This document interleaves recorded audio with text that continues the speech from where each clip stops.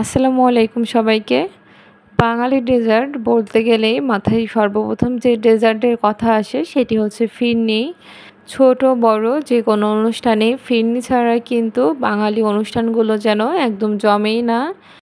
তাই আজকে আপনাদের সাথে শেয়ার করব খুবই কম উপকরণ দিয়ে কিভাবে একদম রাজকীয় স্বাদে বিয়েবাড়ির ফিরনি বাসায় তৈরি করে নেওয়া যায়। কোনো রকম ক্রিম বা কোনো কিছু ছাড়াই কিভাবে ক্রিমি ফিরনিটা বাসায় তৈরি করতে পারবেন। আর এই ফিরনিটার টেস্টের কথা তো কিছু বলবই না, আপনারা বাসায় ট্রাই করলে বুঝতে পারবেন। ভিডিওটি সম্পূর্ণ দেখলেই বুঝতে পারবেন এই ফিরনিটা কতটা মজার হয়ে থাকে আর কতটা ক্রিমি হয়ে থাকে। তাহলে আর বেশি কথা না বাড়িয়ে চলুন দেখে নিই কীভাবে এই মজাদার শাহী ফিরনিটা কোনো রকম ক্রিম ছাড়াই তৈরি করে নেওয়া যাবে। ফিরনি তৈরির জন্য প্রথমে একটি বাটির মধ্যে নিয়ে নিচ্ছি 1/4 কাপ পরিমাণে পোলাওয়ের চাল। এখানে যে কোনো পোলাওয়ের চাল নিলেই হবে। এখন এই পোলাওয়ের চালটাকে আমি খুব ভালোভাবে ধুয়ে পরিষ্কার করে নিচ্ছি। আর এই যে চালটাকে খুব ভালোভাবে পরিষ্কার করে ধুয়ে নিয়েছি। এখন এই চালটাকে একটি ব্লেন্ডার জারের মধ্যে দিয়ে নিচ্ছি। সামান্য পানি বা ভেজা থাকলে সমস্যা নেই, এভাবে দিলেও চলবে, পানি ঝরিয়ে নেওয়ার কোনো প্রয়োজন নেই। সমস্ত চালটুকুই আমি একটি ব্লেন্ডার জারের মধ্যে দিয়ে নিচ্ছি। তবে এখানে আমি এক্সট্রা কোনো পানি অ্যাড করব না। এখন এই চালটাকে আমি এভাবে ব্লেন্ড করে নিব। একদম বেশি গুঁড়ো করে ফেলা যাবে না, জাস্ট 2 থেকে 3 বার প্রেস করে নিতে হবে 4 থেকে 5 সেকেন্ড মতো, আর তাতেই হয়ে যাবে। দেখে নিশ্চয়ই বুঝতে পারছেন আমি কিন্তু একদম পেস্ট করে নিইনি, একটু চাউলের খুদ থাকে সেই খুদের মতো করে নিয়েছি অনেকটা। এখন এটিকে একটি সাইডে রেখে চলে যাব মূল রান্নায়। তার জন্য চুলায় যে একটি হাঁড়িতে আমি দিয়ে দিচ্ছি 1 লিটার পরিমাণে গরুর দুধ। এখন এই দুধটাকে হালকা গরম করে নিব। আর দুধটা যখন হালকা গরম হয়ে যাবে এই পর্যায়ের মধ্যে দিয়ে দিব 1/2 কাপ পরিমাণে গুঁড়া দুধ। আর এই গুঁড়া দুধটাকে এই হালকা গরম অবস্থাতে দিয়ে ভালোভাবে মিশিয়ে নিলে দুধের সাথে ভালোভাবে মিশে যাবে। আর এই পর্যায়ে গুঁড়া দুধটাকে দিয়ে দিলে গুঁড়া দুধের একটা যে গন্ধ থাকে সেটি কিন্তু আর লাগবে না। এখন দিয়ে দিব 2টি এলাচ, 2 টুকরা দারচিনি আর একটি বড় তেজপাতা হাত দিয়ে ছিঁড়ে দিয়েছি। আর এখন এগুলাকে খুব ভালোভাবে মিশিয়ে নিচ্ছি। মিশিয়ে নেওয়ার পর দুধটা যখন ভালোভাবে গরম হয়ে যাবে সেই পর্যায়ে এর মধ্যে ব্লেন্ড করে রাখা পোলাওয়ের চালটুকু দিয়ে দিব। আর চালগুলো দেওয়ার পরে খুব ভালোভাবে নেড়ে মিশিয়ে দিব। আমি কিন্তু এখানে কোনো কনডেন্স মিল্ক বা কোনো ক্রিম কোনো কিছুই ব্যবহার করব না, শুধুমাত্র অল্প পরিমাণে গুঁড়া দুধটাই দিয়েছি। এরপরে আমি আর এই ধরনের কোনো কিছুই ব্যবহার করব না, কিন্তু চেষ্টা করবেন একটু ফুল ফ্যাটযুক্ত দুধ নেওয়ার জন্য।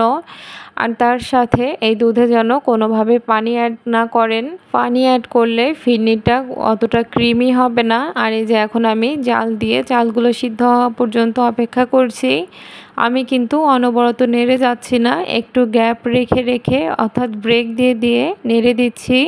এতে করে কিন্তু উপরে সুন্দর একটি লেয়ারে সর পড়ছে, দেখে নিশ্চয়ই বুঝতে পারছেন। আর এই সরটাকে এখন মিশিয়ে দিলে কিন্তু সুন্দর একটা ক্রিমি ভাব চলে আসবে। আর এই জন্যই আমি অনবরত না নেড়ে একটু কিছুক্ষণ পর পর ব্রেক নিয়ে নেড়ে দিচ্ছি। আর উপরে দেখুন কতটা সুন্দরভাবে মোটা লেয়ারে সর পড়ছে। চালগুলো সিদ্ধ হওয়ার আগ পর্যন্ত আমি একই প্রসেস করে যাব। আর চুলা জালটা কিন্তু একদম লো হিটে দেওয়া আছে। একই প্রসেসে দেখুন আবারও কতটা মোটা লেয়ারে সর পড়েছে।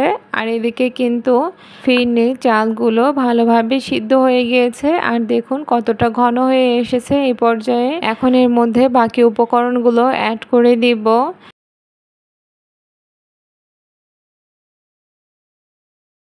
তার জন্য প্রথমেই দিয়ে নিব চিনি, 1/2 কাপ পরিমাণে চিনি নিয়েছি স্বাদের জন্য। এটা হালকা মিষ্টি হবে, আপনারা চাইলে চিনিটা কম বেশি করে নিতে পারেন।